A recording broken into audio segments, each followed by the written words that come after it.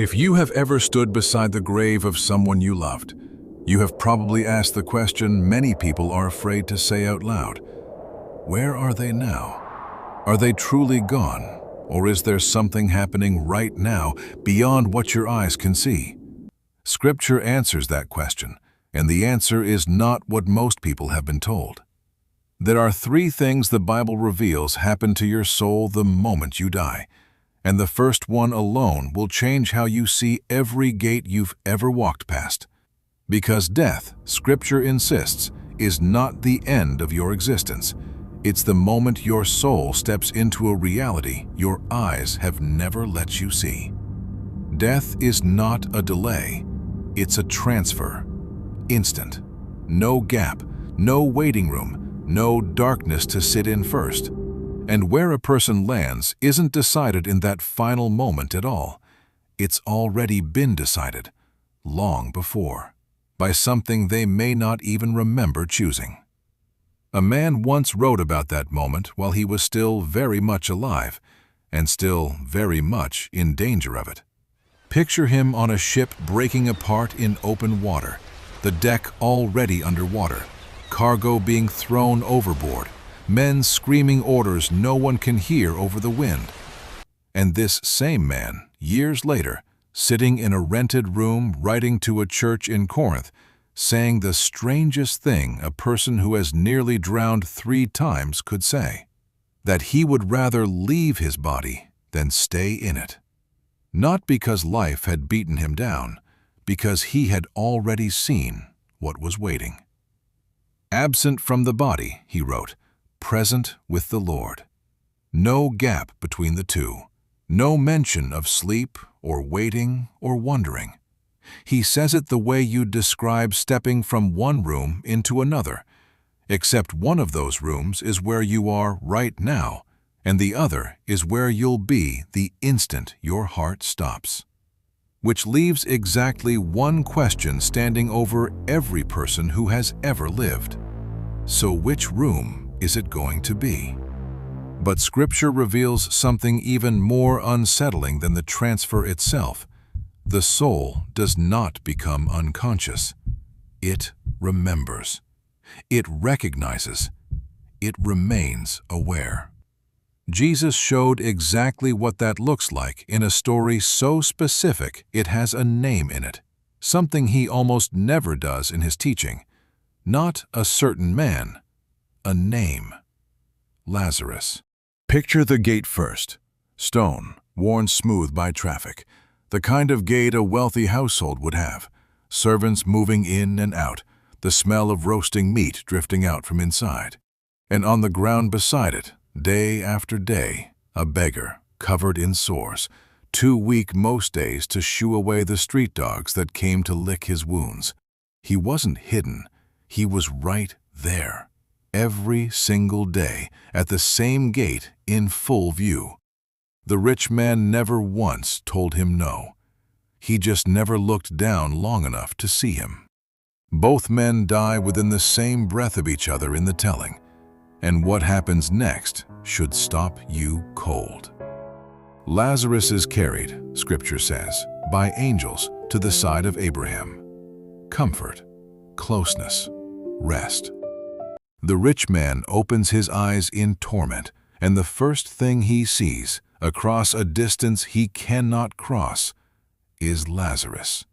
Not a stranger, Lazarus, the exact man he stepped over every single day of his life. He can still see him, still recognize him, still feel thirst burning in his throat, still remember the brothers he left behind. Still beg for one drop of water on his tongue. Because Abraham's answer to him isn't cruelty, it's a fact, stated once and never revisited. A great chasm has been fixed, so that those who want to go from here to you cannot. Fixed. Not for now. Fixed. So if the chasm seals shut the moment you arrive on the other side of it, when exactly does it get decided which side you end up standing on? not at the gate of judgment. Earlier than that. Earlier than almost anyone wants to believe. Which brings us to the second thing Scripture reveals, and it's the one that undoes almost everything people assume about earning their way into paradise. Rome didn't build crucifixion to kill quickly. It built it to kill slowly, publicly, on a hill beside the road where every traveler entering the city would see it and remember exactly what defiance cost. Nails through the wrists, not the palms, because palms tear under weight, and the body needs to hang there for days if that's what it takes. Vultures circling by the second morning. Soldiers gambling for clothes at the foot of the cross like it was any other Tuesday. This is the world the next answer arrives in. 3 men are dying in the same afternoon on that hill, and 2 of them are about to answer the chasm question without meaning to. Jesus in the center, his lungs fighting for every breath. On either side, 2 criminals, men who lived by violence, now dying by it, close enough to hear each other's ragged breathing over the noise of the crowd. One spends what's left of his air mocking, "Aren't you the Christ? Save yourself and us!" The crowd laughs at that. Somewhere below the crosses, dice roll across stone as soldiers gamble for a dead man's clothes before he's even dead. Nobody down there is listening for anything else. But the other criminal isn't looking at the crowd. He's looking at the man in the center. No throne, no crown but thorns. No miracle in sight to prove any of it. And something in him refuses to accept what everyone else in the crowd has already decided. With whatever air is left in a chest that's failing, he says the only sentence he has time left to say. "Jesus, remember me when you come into your kingdom." No proof was offered him. He believed anyway, with nothing left to bargain with and no way to take it back if he was wrong. Something happens next that shouldn't be possible. A man 3 hours from death, lungs collapsing under his own weight, forces enough air through a crushed chest to answer. Not with a sermon, not with conditions, just 6 words that cost him everything he had left to give. "Truly I tell you, today you will be with me in paradise." Today, a man who had done nothing to earn it, in the final hour of a wasted life, was given in a single sentence what the rich man never received in a lifetime of comfort at his gate. Which means the chasm was never about how much time a person had left. It was only ever about which way they were facing when they ran out of it. And that single fact is about to get far more urgent than you're expecting.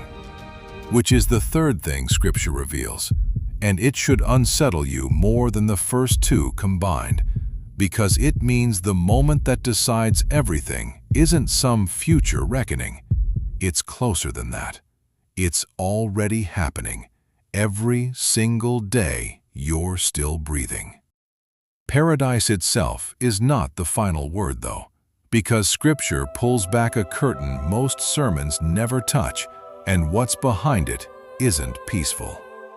Somewhere in a vision so vivid the man seeing it can barely describe it steadily, there are souls underneath an altar in heaven.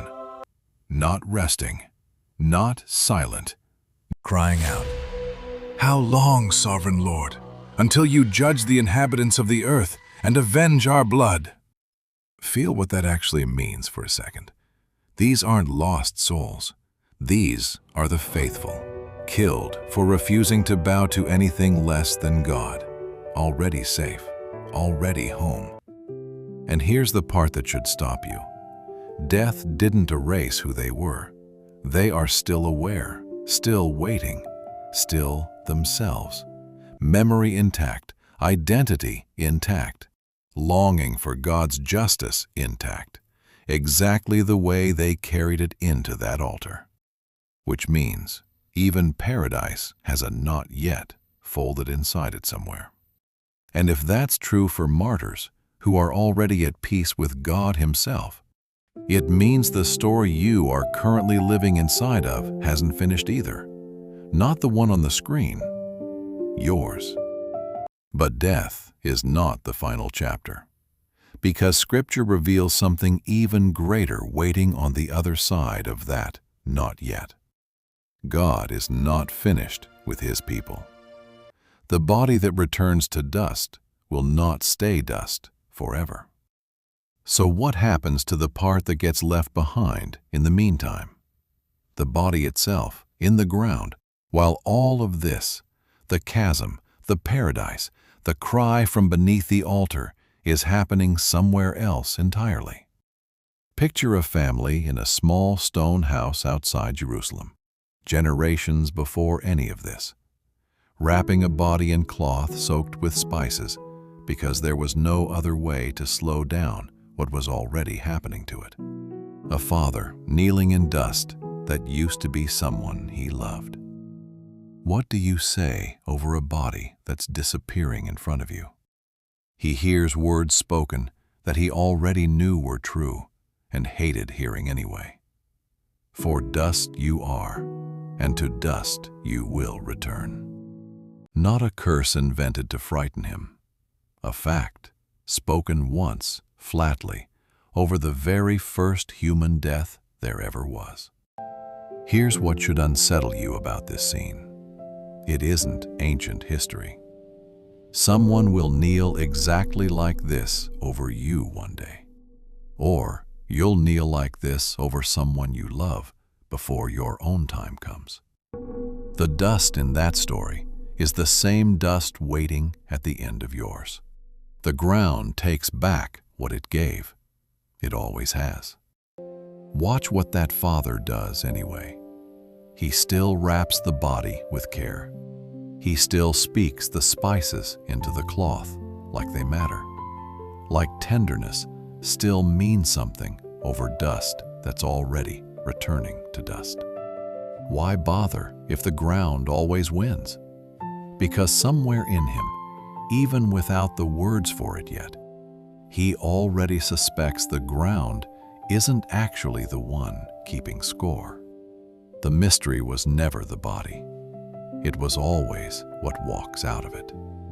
And here is where this stops being a story about a beggar and a rich man, a thief on a cross, souls crying out from beneath an altar, and starts being about the countdown you are inside of right now, whether you've thought about it today or not.